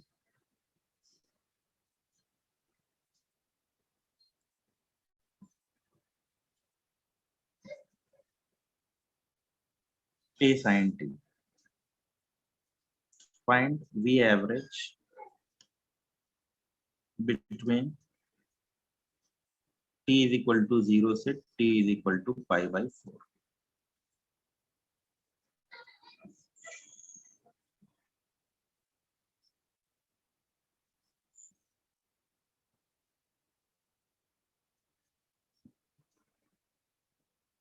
v average की वैल्यू बतानी है, v बराबर a sin t दे रखा है, v एवरेज की वैल्यू बिटवीन 0 से pi by 4.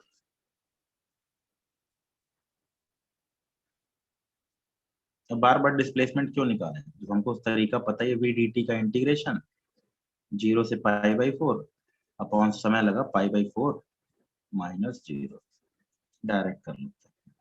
a sin t बात वही है, डायरेक्ट लिख लिया जाए तो वैसे लिख लिया जाए, a साइन का difference integration minus cos t 0 से pi by 4 upon 4a by pi. ये हो जाएगा 4a by pi cos 0 minus cos pi by 4, 4a by pi 1 minus 1 by, ये आ गई v एवरेज. आर दिया हो तो उससे आसानी है, आर देने पे तो गेम आसान हो गया. आर को डिफरेंशिएट करोगे वी मिल जाएगा, एवरेज निकालना है तो r2 minus r1 upon t2 minus t. V दिया है तब आपको एवरेज डिस्प्लेसमेंट निकालना है तो इंटीग्रेट करके निकालना है, एवरेज वेलोसिटी पूछे तो एवरेज वेलोसिटी के हिसाब से गेम खेलना है. ठीक है, देख लीजिए, किसी को कोई डाउट? एक और कर लो, चलो एग्जाम्पल. v बराबर a e की power minus t. Find v average from 0 से 1.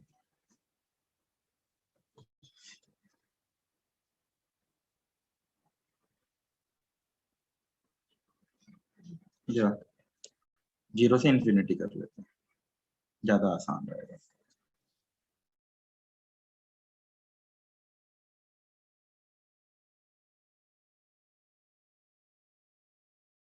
टी लेना पड़ेगा, सॉरी 1 ले लेते हैं.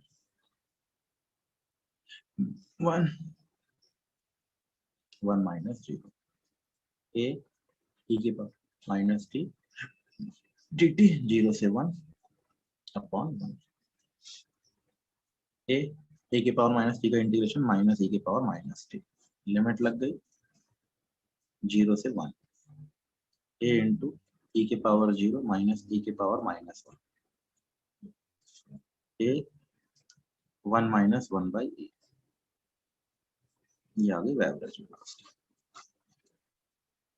देख लीजिए, कोई डाउट वो तो पूछ लीजिए.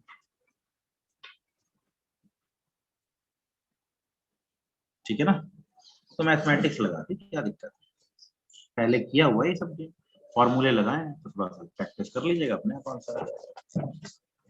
ठीक है, बाकी डिस्कस करेंगे नेक्स्ट क्लास में, अगर आज ले ली तो आज, नहीं तो कल. थैंक यू बच्चों. मैसेज आए तो मतलब क्लास में, नहीं आया तो मतलब नहीं. थैंक यू बच्चों.